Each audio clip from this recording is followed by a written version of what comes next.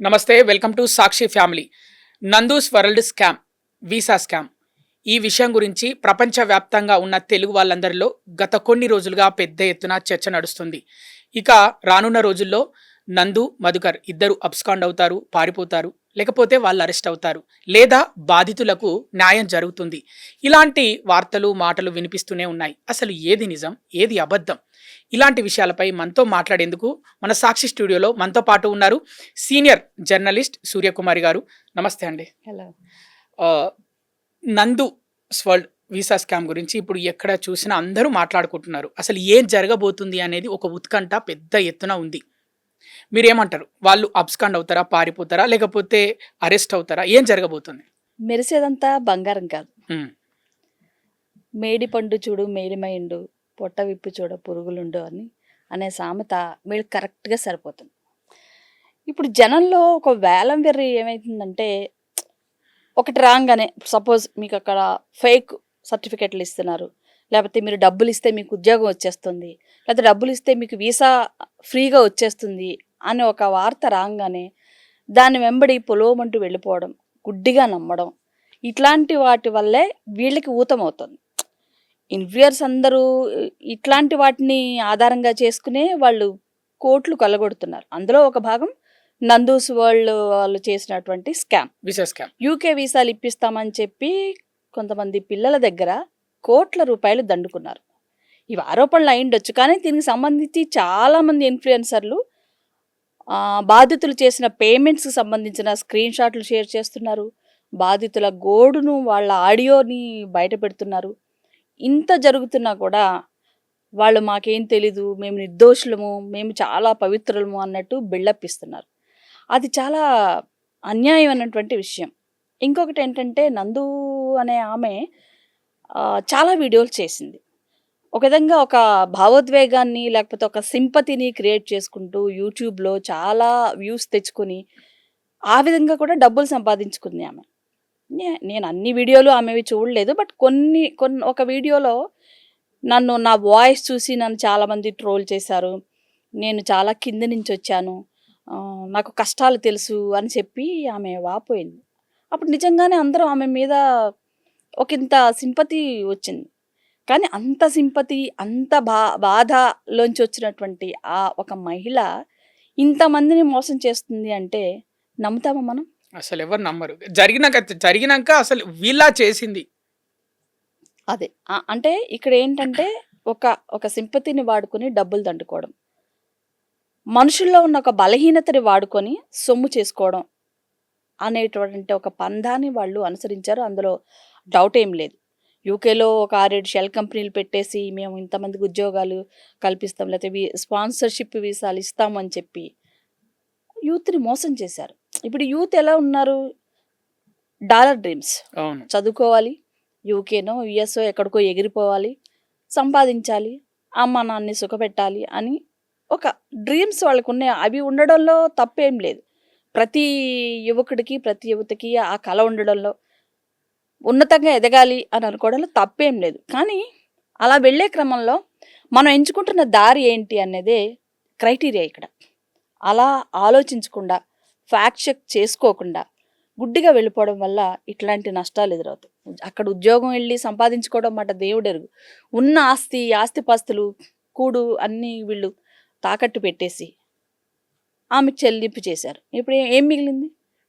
శూన్యం. సో వీటన్నిటి నుంచి మనం చాలా నేర్చుకోవాలి. నందూస్ వరల్డ్ కపుల్, నందు ఇంకా మధుకర్ది నెక్స్ట్ స్టెప్ ఏంటి? ఎందుకంటే రీసెంట్గా ఒక వీడియో రిలీజ్ చేసింది నందన. సింపతి గెయిన్ చేసుకోవడానికే ఆ వీడియో రిలీజ్ చేసింది అని అందరూ అంటున్నారు. మీరేమంటారు? డౌటే లేదు అందులో. ఇప్పుడు ఆ వీడియోలో ఆమె ఆ ఆడియోలో మనం ఏం చెప్పింది ఒకసారి పరిశీలిస్తే, కోర్టులో చూసుకుంటాం, చట్టాలు చూసుకుంటాయి అని చెప్తుంది ఆవిడ. అంటే ఏంటి? అరే భయ్, ఇండియాలో చాలా స్కామ్లు జరిగాయి, వాళ్ళందరినీ ఏం చేయగలిగింది ఈ వ్యవస్థ, మేము కూడా అందులో భాగమే. సహారా గ్రూప్ స్కామ్ జరిగింది, ఏమైంది? కొన్నేళ్ల పాటు విచారణ జరిగింది, అది అట్లా అయిపోయింది. తర్వాత మాల్యా బాబు ఏం చేశాడు? 1000 కోట్లు బ్యాంకులకి ముంచేసి తీసుకెళ్ళిపోయాడు. అది ఇప్పటికీ అది నడుస్తోంది. ఇక్కడ ముంచేశాడు, లండన్కి పారిపోయాడు హ్యాపీగా. నీరవ్ మోడీ కూడా. నీరవ్ మోడీ, మోహుల్ చోక్సీ, ఇట్లా చాలా ఉన్నాయి. ఇవన్నీ కోట్ల రూపాయలు ఉన్నాయి కాబట్టి వెలుగులోకి వచ్చిన స్కామ్లు. ఇప్పుడు ఎలా ఉందంటే మన వ్యవస్థలో ఒక రైతు ఒక 10,000 ఒక 5,000 పొలం కోసం లోన్ తీసుకుంటే ఆ లోను చెల్లించలేక బ్యాంక్ వాళ్ళు కానీ లేకపోతే మిగతా వాళ్ళు కానీ పెట్టే ఇబ్బందులు భరించలేక ఆత్మహత్యలు చేసుకుంటున్నారు. ఒక సామాన్య పౌరుడు ఒక వెహికల్ లోనో లేకపోతే ఇంకేదో చిన్న లోన్ తీసుకుంటే అది చెల్లించలేకపోతే దానికి జప్తులు చేసేసి వాళ్ళని నానా ఇబ్బందులు పెడుతున్న పరిస్థితి మన భారతదేశంలో ఉంది. ఏది అది చిన్నవాళ్ళ పట్ల. ఇదే స్కాము ఉద్దేశపూర్వకంగా వేల కోట్ల డబ్బుల్ని ముంచేసి దోచేసుకుని వందల మంది అమాయకుల్ని మోసం చేసి పారిపోతున్న వాళ్ళ పరిస్థితి ఏంటి? హ్యాపీగా లండన్లో వాళ్ళు విలాసాలు అనుభవిస్తున్నారు, ఇంకో చోట విదేశాలకు వెళ్ళిపోతున్నారు, అక్కడ పౌరసత్వం తీసుకుంటున్నారు. అక్కడి నుంచి వీళ్ళు రెండ్రా నన్ను పట్టుకోండి అన్నట్టు ఆటలు ఆడుతున్నారు. అదే వీళ్ళకి కూడా ఊతమవుతుంది. నన్ను ఏం చేస్తారు, చట్టాలు మమ్మల్ని చూద్దాంలే, అప్పుడు చట్టం వచ్చినప్పుడు అది విచారణకు వచ్చినప్పుడు చూసుకుందాంలే అనేటువంటి ధోరణే ఈ అమ్మాయి విషయంలో కూడా నాకు కనిపించింది. అట్లానే సామాన్య మన వాళ్ళకి సామాన్యంగా మన భారతీయులకి పాపభీతి అనేది ఉంటుంది. దేవుణ్ణి నమ్మే వాళ్ళకి దైవభీతి అనేది ఒకటి ఉంటుంది. వీళ్ళలో అది కూడా కనిపించట్లేదు. ఇప్పుడు ఆమె అంటోంది కృష్ణుడు లాంటి వాళ్ళకే తప్పలేదు జైలుకి వెళ్ళడం అని అంటాం. మరి అట్లాంటప్పుడు నీకు కూడా ఉండాలి కదా, ఒక ఎథిక్ అనేది ఉండాలి కదా. అసలు మనుషులుగా మనం బతకడానికి మనకి జీవించడానికి మన అర్హత ఏంటి అనేది మనల్ని మనం ప్రశ్నించుకోవాలి కదా. అట్లాంటిది ఏమీ లేకుండా నేను మోసం చేసేసాను, నా దారి నేను వెళ్ళిపోతాను, కోర్టులు చూసుకుంటాయి అనే ధోరణే కనిపిస్తుంది. అందులో బాధ్యతలకు న్యాయం చేద్దాము, జరిగిన తప్పును సరిదిద్దుకుందాము అట్లాంటి ధోరణి ఏమీ లేదు. అది కనిపించట్లేదు ఆమెలో. కనిపించుంటే ఇది తప్పైంది, మనం ఇలా చేద్దాము, నన్ను క్షమించండి అని ఒక్క మాట అనగలిగేది. ఇంతవరకు ఆమె అట్లాంటి మాట ఏది చెప్పలేదు. ఈ కేసు విషయంలో మీ విశ్లేషణ ప్రకారం బాధితులకు న్యాయం జరుగుతుందా? అసలు న్యాయం జరుగుతుందంటే ఎప్పటికి జరుగుతుంది ఎప్పటికైనా. కానీ ఎప్పటికి జరుగుతుంది? ఆలోపు వీళ్ళంతా ఏమైపోవాలి? వీళ్ళు కట్టిన డబ్బులన్నీ ఏమైపోవాలి? వాళ్ళ జీవితాలు ఏమైపోవాలి? వాళ్ళ భావోద్వేగాల పరిస్థితి ఏంటి? ఇవన్నీ ఈ ప్రశ్నలన్నింటికి ఎవరు సమాధానం చెప్తారు? ఇప్పుడు నమ్మేవాళ్ళు ఉన్నప్పుడే మోసం చేస్తారు అని అనుకోవచ్చు మనం ఒక మాట. కానీ మన జీవితాలే నమ్మకాలు విశ్వాసాల మీద ఆధారపడి ఉంటాయి కదా. నేను ఇప్పుడు ఒక నమ్మితేనే కదా నేను నా జీవితం ముందుకు సాగేది. నమ్మకుండా ప్రతి క్షణం అందరినీ అనుమానించుకుంటూ పోతే ఏముంది, ఇంకా మన జీవితం ఏముంటుంది? ఆ నమ్మకాలు దెబ్బతీసినప్పుడు ఇట్లాంటి పరిణామాలు వస్తాయి. మనుషులో ఉన్నటువంటి ఒక వాల్యూస్ అనేవి పడిపోతాయి. అదే ఇక్కడ కూడా జరిగింది. ఆవిడ రీసెంట్గా రిలీజ్ చేసిన వీడియోలో నిందలు వేశారు అని చెప్తున్నారు. ఏం చెప్తారు? దొంగే అని అరిచినట్టు సామెత ఉంది ఒకటి. ఇప్పుడు ఆమె నిజాయితీగా తను ఏ తప్పు చెయ్యకుండా ఉండుంటే నిజాయితీగా ఆ బాధితులందరినీ కూర్చోబెట్టి ఇట్లా పొరపాటు పోనీ మిస్కమ్యూనికేట్ అయిందో తప్పైందో ఏదో ఒకటి కూర్చోబెట్టి మాట్లాడాలి కదా. బాబు ఇలా జరిగింది, ఇది జరిగింది, నేను ఇలా అనుకున్నాను, అది జరగలేదు, సో నేను మీకు ఈ విధంగా న్యాయం చేస్తాను, మనం ఇలా సమస్యని పరిష్కరించుకుందాం అనే ఒక చర్య ఆమె తీసుకుని ఉండేది. అలాంటిదేమీ చేయకుండా కేవలం డ్యామేజ్ కంట్రోల్ కోసం, తన తప్పుని పక్క వాళ్ళ మీద వేసేయడం కోసం, నన్ను వాళ్ళు అన్నారు కాబట్టి ఇలా అయింది, లేకపోతే అయ్యేది కాదు అనేటువంటి ఒక ధోరణి ఆమె ప్రదర్శిస్తుంది తప్పితే ఆమెలో కించిత్ కూడా రిగ్రెట్ అనేది లేదు. అంతకుముందు వీడియోస్ పెద్ద ఎత్తున చేసేవారు నందూస్ వరల్డ్ కపుల్ ఇద్దరు వాళ్ళు. ఎప్పుడైతే ఈ కేసు వీసా స్కామ్ బయటికి వచ్చిందో అప్పటి నుంచి ఒక వీడియో కూడా చేయడం మానేశారు. ఎట్లా చేస్తారు? మొహం ఎలా చెల్లుతుంది? ఇప్పుడు అంటే ఇది నిజమే అంటారు స్కామ్ పూర్తిగా అనే అనుకోవాలి కదా. ఇప్పుడు నీలో నిజాయితీ ఉన్నప్పుడు, నువ్వే తప్పు చేయలేనప్పుడు ధైర్యంగా నిలబడాలి. ఒక ఆరోపణ మన మీద వచ్చినప్పుడు మనం కొట్లాడతాం కదా, నేను చేయలేదు, ఇదిగో ఇది జరిగిద్ది అనేది మనం చెప్తాం, ఒక వివరణ ఇచ్చుకుంటాం. అలాంటిదేమీ ఆ అమ్మాయి ధోరణిలో మీకు కనిపించిందా? లేదు. పైగా నా భర్త చేశాడు కాబట్టి, ఒక సందర్భంలో ఆమె అన్నది నా భర్త చేశాడు కాబట్టి నా భర్తకి నాకు సంబంధం ఏమీ లేదు అని ఆమె ఒక మాట అన్నది. ఎంత దారుణం అసలు అది.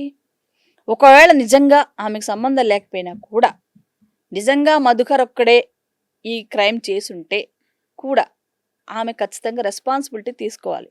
ఎందుకంటే వాళ్ళిద్దరు భార్యాభర్తలు, నాకు తెలీదు అని చెప్పడానికి వీలు లేదు. నువ్వు ఖచ్చితంగా రెస్పాన్సిబిలిటీ తీసుకోవాలి, దానికి బాధ్యత వహించాలి. అట్లా కాకుండా ఆమె అలా చెప్పడంలోనే సంథింగ్ ఫిష్ అనేది అందరికీ అర్థమైపోతుంది. ఇప్పుడు కోర్టులో తేల్చుకుంటా అని వీడియోలో చెప్పేశారు. అదేవిధంగా ప్రభుత్వాలు అటు ఆంధ్రప్రదేశ్ ప్రభుత్వం, ఇటు తెలంగాణ ప్రభుత్వం చొరవ తీసుకుంటే ఈ కేసు తొందరగా ముగిసే అవకాశం ఉంటదంటారా? ఖచ్చితంగా ఉంటుంది. హ్మ్.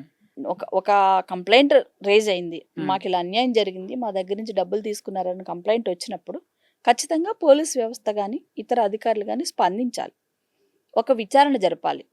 అందులో న్యాయాన్యాయాలెంత, అబద్ధాలేమున్నాయి, వాస్తవాలేమున్నాయని నిగ్గు తేల్చాలి. అట్లా జరిగినప్పుడే కదా మనకి పోలీస్ వ్యవస్థ మీదైనా, న్యాయ వ్యవస్థ మీదైనా నమ్మకం ఉండేది. ఇప్పుడు నువ్వు ఒక పోలీస్‌ని ఎందుకు ఆశ్రయిస్తావు? నాకు న్యాయం చేస్తారన్న నమ్మకంతోనే కదా! అట్లా జరగనప్పుడు ఇంక మన వ్యవస్థల మీద నమ్మకాలు ఎలా ఉంటాయి? ఖచ్చితంగా వాళ్ళకి న్యాయం జరగాలి. అలాగే గత కొన్ని రోజులుగా చూస్తున్నాం. ఇలాంటి స్కామ్స్ ఇన్‌ఫ్లుయెన్సర్స్ ఇలా చేశారు, డబ్బులు దండుకున్నారు అని వస్తున్నాయి. ఇలాంటి పెట్టుబడుల మోసాల నుంచి అంటే బయట పడాలి అంటే ముందే పసిగట్టాలి అంటే ఎలాంటి జాగ్రత్తలు తీసుకోవాలి ప్రజలు? అంత గుడ్డిగా నమ్ముతున్నారు గదా! ఈ ఏఐ టెక్నాలజీ యుగంలో. అంటే ఇప్పుడు మన సంస్కృతి అంతా ఎలా అంటే వినిమయం. మనకి హ్మ్. వస్తువులు కావాలి ఎక్కువ. లగ్జరీ లైఫ్‌కి అలవాటు పడిపోయాం. హ్మ్. ఎవరు సాధారణ జీవితాన్ని గడవడానికి, ఇష్టపడట్లేదు. జీవించడానికి ఇష్టపడట్లేదు. హ్మ్. ప్రతి మనిషికి ఒక కారు కావాలి, ఒక ఇల్లు కావాలి, అందమైన భార్య కావాలి, అన్ని వసతులు కావాలి. హ్మ్. సో, ఈ ఈ ఇలాంటి వినిమయ సంస్కృతిలో ప్రతివాడు పరుగు పెట్టేస్తున్నాడు. అవును. ఈ లైఫ్‌లో ప్రతివాడు పరుగే. ఏదో ఒకటి చేసి జాబ్ చేసి డబ్బులు డబ్బులు సంపాదించాలి. సంపాదించాలి. నేను డబ్బు సంపాదించాలి రవయ్య అన్నదే ప్రతివాడి మాట. అవును. డబ్బు సంపాదించాలి, కోట్లకు పడగలెత్తేయాలి, ఏదో ఒకటి చేసేయాలి. ఈ పరుగులోనే అసలు విషయాల్ని మర్చిపోయి వాళ్ళు మోసపోతున్నారు. హ్మ్. వాళ్ళ కుటుంబాల్ని అన్యాయం చేస్తున్నారు. అంతే కదా! ఇప్పుడు తల్లిదండ్రులు కూడా అదే ధోరణి. నా పిల్ల ఇవాళ చదివేసుకోవాలి. రేపొద్దున అమెరికానో, యూకేనో, స్విట్జర్లాండో వెళ్ళిపోవాలి. డబ్బులు సంపాదించాలి, మనకు పంపించేయాలి, మనం ఆస్తులు సంపాదించుకోవాలి అనేది ధోరణి. అంటే మనం ఉన్నతంగా జీవించాలి, లేతే సౌకర్యవంతంగా జీవించాలి అనుకోవడంలో తప్పేం లేదు. కానీ అందుకు మనం ఎంచుకున్న మార్గం ఏంటి? మనం ఎలా వెళ్తున్నాం అనేది ఖచ్చితంగా 1కి 2 సార్లు విద్యార్థులు ఆలోచించుకోవాలి, తల్లిదండ్రులు ఆలోచించుకోవాలి. అంటే సెంటిమెంట్ యూకేలో తెలుగు వాళ్ళు, మన తెలుగు వాళ్ళు మంచి మంచి వీడియోస్ తీస్తారు. మనల్నందరినీ ఆనందింపజేస్తారు, అలరిస్తారు. మన సెంటిమెంట్ అంటే కూడా ఏంటో చూపిస్తారు. కామెడీ కూడా బాగా పండిస్తారు. ఇలాంటి వాటికి అలవాటు పడిపోయి ఆ ముసుగులో అంటే వీళ్ళు పసిగట్టలేకపోయారా బాధితులు? అంటే ఇన్‌ఫ్లుయెన్సర్స్‌కి ఇప్పుడు ఏంటంటే హ్మ్. వాళ్ళు పడుకున్నా, లేచినా, ఏం చేసినా ఒక వీడియో చేసేయాలి, ఆ! పెట్టేయాలి. ఇంకా పెట్టిన దగ్గర నుంచి ఎన్ని వ్యూస్ వచ్చాయి, ఎన్ని లైక్స్ వచ్చాయి, ఇదే ఆలోచన. ఇంక వేరే ఆలోచన లేదు. అవును. ఎందుకు? డబ్బులొస్తాయి. సో, ఆ డబ్బులు వ్యామోహంలోనే వాళ్ళు రకరకాల అడ్డదారులు తొక్కుతున్నారు. హ్మ్. మొన్నటి వరకు బెట్టింగ్ యాప్స్‌కి ప్రమోట్ చేసిన ఇన్‌ఫ్లుయెన్సర్స్‌ని చూసాం. హ్మ్. వాళ్ళు ఎలాంటి కేసులు ఎదుర్కొంటున్నారు, ఇప్పటికి వాళ్ళ పరిస్థితి ఏంటి అనేది చూసాం. సో, అట్లనే వీళ్ళు కూడా రకరకాల వ్యామోహాలతోటి వాళ్ళు డబ్బు సంపాదించుకోవడం కోసం మనలాంటి వాళ్ళందరినీ ఎరవేసి అలా చేయండి, అది చేస్తే ఇట్లా చాలా ఉన్నాయి. ఒక్కసారి ఆలోచిస్తే బెట్టింగ్ యాప్స్ నుంచే కాకుండా మీరు పలానా వస్తువు కొనండి, మీకు ఆ లాభం వస్తుంది, లేకపోతే పలానా ఇన్‌స్టిట్యూట్‌లో చదవండి, ఇలా వస్తుంది. ఇట్లాంటి ప్రలోభాలు చాలా ఉన్నాయి. సో, వీటిని మనం ఖచ్చితంగా 1కి 2 సార్లు ఆలోచించుకోవాలి. ఇందులో నిజమెంత? దీనివల్ల నిజంగా మనకు ప్రయోజనం ఉందా? లేతే వాళ్ళేదైనా మోసం చేస్తున్నారా? ఫ్యాక్ట్ చెక్ అని ఒకటుంటది. అది ఖచ్చితంగా చేసుకోవాలి. చేసుకోకుండా గుడ్డిగా వెళ్ళడం వల్ల ఇలాంటి ప్రమాదాలే మనకి ఎదురవుతాయి. నందూస్ కపుల్ తిరిగి ఇండియాకొస్తే ఎలాంటి పరిస్థితి ఉండబోతుంది? ఇండియాలో అంటే తెలుగు రాష్ట్రాలకొస్తే, తెలంగాణకి, ఆంధ్రప్రదేశ్‌కొస్తే. ఎలాంటి పరిస్థితి అంటే ఆవిడన్నట్టు కోర్టులు, చట్టాలు చూసుకుంటాయి. హ్మ్. బాధితులు వాళ్ళు చూస్తూ ఉంటారంతే. ఇండియాకి రావడం అనేది ఖచ్చితంగా వాళ్ళని తీసుకురావాల్సిందే. హ్మ్. ఆ మేరకు పోలీసు వ్యవస్థ పనిచేయాలి. పని చేస్తుందని, వాళ్ళని తీసుకొస్తారని, వాళ్ళకి తగిన శిక్ష పడుతుందని బాధితుల తరపున మనం గూడా ఆశిద్దాం. యూకేలో అక్కడ వాళ్ళపైన ఎలాంటి చర్యలు తీసుకోవట్లేదు అక్కడి ప్రభుత్వం అని వార్తలొస్తున్నాయి. మీకేమనిపిస్తుంది? అంటే నాకు తెలిసి యూకేలో ఉన్న చట్టాల ప్రకారం ఇలాంటి వాటికి పెద్దగా చర్యలేమి లేవి అనేదే హ్మ్. తెలుస్తోంది. హ్మ్. సో, ఇంకొకటేంటంటే అక్కడ సిటిజన్‌షిప్ తీసుకున్న వాళ్ళకి మన వాళ్ళు ఇక్కడ ఉన్న వ్యవస్థలు న్యాయపరమైన చర్యలు తీసుకోవాలంటే 2 దేశాల మధ్య ఉన్నటువంటి కొన్ని ఒప్పందాల మేరకు కొన్ని పద్ధతుల్ని ఒక ప్రోటోకాల్ ఉంటది. దాన్ని పాటించాల్సి ఉంటది. దాన్ని యూజ్ చేసుకుని, ఆ లూప్ హోల్స్‌ని యూజ్ చేసుకునే మాల్యా గాని, నీరవ్ మోదీ గాని ఎక్సెట్రా, ఎక్సెట్రా అందరూ కూడా దాన్ని యూజ్ చేసుకుని అక్కడ హ్యాపీగా తప్పించుకొని తిరుగుతున్నారు. సో, ఇందులో కూడా అట్లాంటి అడ్డంకులు ఏవైనా ఉండుండొచ్చు. ఓకే. ఇక చివరి ప్రశ్న ఈ విశ్లేషణలో ఈ నందూస్ వరల్డ్ వీసా స్కామ్ నుంచి ప్రజలు తెలుసుకోవాల్సిన గుణపాఠం ఏంటి? అంటే పై మెరుగులు చూసి మోసపోవద్దు. వాళ్ళేదో బొంబార్డిగ్‌గా 4 మాటలు చెప్పారని, ఏదో ఆకర్షణీయంగా వాళ్ళేదో చెప్తున్నారని చెప్పి నమ్మొద్దు మనం. దానికి కన్సర్న్ అథారిటీస్ నుంచి ఏదైనా మనకి రుజువు ఉందా అనేది 1కి 2 సార్లు ఆలోచించుకోవాలి. వాళ్ళు ఒక ఆఫర్ ఇస్తున్నప్పుడు దాంట్లోనే ఏదో తెలియకుండా మర్మం ఉంది అనేది ఫస్ట్ అనుమానించాలి. అప్పుడు నిర్ధారణ చేసుకోవాలి. అదొకటి. దొడ్డిదారిలో వెళ్ళిపోవడం అనే దానికి అస్సలు ఎంచుకోకూడదు. అక్కడే మనం ఫస్ట్ బాధ్యతలుగా ఫస్ట్ స్టెప్ అక్కడే మనకు పడిపోతుంది. దొడ్డిదారులు ఎంచుకోవడం అనేది అస్సలు కరెక్ట్ కాదు. ఎందుకంటే షార్ట్‌కట్‌లో వెళ్ళిపోవడం వల్ల సక్సెస్ వస్తుందని అనుకుంటే అది ఎంతో కాలం నిలవదు. ఇట్లాంటివి ఏదోటి బయటపడితే దానివల్ల మళ్ళీ నష్టపోయేది మనమే. సో, ఆవిడేదో ఇన్‌ఫ్లుయెన్సర్ అని లేకపోతే మన మెగాస్టార్ సినిమాలో నటించిందనో, ఆమె చెప్పిన మాటలు మోసపోవడం వల్ల మనకే అన్యాయం జరుగుద్ది. మనమే నష్టపోతాం. సో, వీటన్నిటిని జాగ్రత్తగా గమనించాలి. నలుగురిని అడగాలి. సంబంధిత అధికారులను అడగాలి. లేకపోతే పక్కన ఇంకెవరైనా ఉన్నారా అని అడగాలి. వాళ్ళ చరిత్ర ఏంటి అనేది తెలుసుకోవాలి. వాళ్ళ గతంలో వాళ్ళకి ఏదైనా మోసాల చరిత్ర ఉందా? లేకపోతే ఏంటి అసలు వీళ్ళ నేపథ్యం ఏంటి? ఇలా ఇవ్వడం వల్ల లేకపోతే ఇలా ఆఫర్ ఇవ్వడం వల్ల దీని వెనక ఏదైనా వాళ్ళకొచ్చే పెద్ద ప్రయోజనం ఏంటి అనేది ఒక్కసారి మనం క్రాస్ చెక్ చేసుకుంటే ఇట్లాంటివి జరగవు. ఆ క్రాస్ చెక్ చేసుకోకపోవడం వల్ల, ఫ్యాక్ట్ చెక్ చెయ్యకపోవడం వల్ల ఎండ్ ఆఫ్ ది డే మనమే బాధితులం అయిపోతున్నాం. వాళ్ళు బాగానే ఉంటున్నారు హ్యాపీగా. ఇవాళ ఆవిడ బుడిబుడి దుఃఖాలు తీస్తూ, మొసలి కన్నీళ్లు కారుస్తూ నేను యూట్యూబ్ నుంచి దూరంగా ఉంటున్నాను అని చెప్పుండొచ్చు. దానివల్ల ఆమెకేం పెద్ద నష్టం ఉండదు. పెద్ద సింపతి మూట కట్టుకుంటుందేమో కానీ బాధితులకి వచ్చే ప్రయోజనం ఏం లేదు. సో, ఇప్పటికైనా ఆమె చట్టం ముందుకు రావాలి. జరిగిన విషయం చెప్పాలి. అప్పుడు మాత్రమే కరెక్ట్ అవుతుంది. చూసారుగా వ్యూవర్స్, తెలంగాణ రాష్ట్ర ప్రభుత్వం, ఆంధ్రప్రదేశ్ రాష్ట్ర ప్రభుత్వం ఈ నందూస్ వరల్డ్ వీసా స్కామ్ కేసులో చొరవ తీసుకుంటే త్వరితగతిన ఈ కేసు పూర్తయి బాధితులకు న్యాయం జరిగే అవకాశం ఉంటుంది అని అంటున్నారు సీనియర్ జర్నలిస్ట్ సూర్యకుమారి గారు. Thank you madam. మీ విశ్లేషణ చాలా చక్కగా మాకు ఈ నందూస్ వరల్డ్ వీసా స్కామ్లో మాకు వివరించినందుకు ధన్యవాదాలు. Thank you.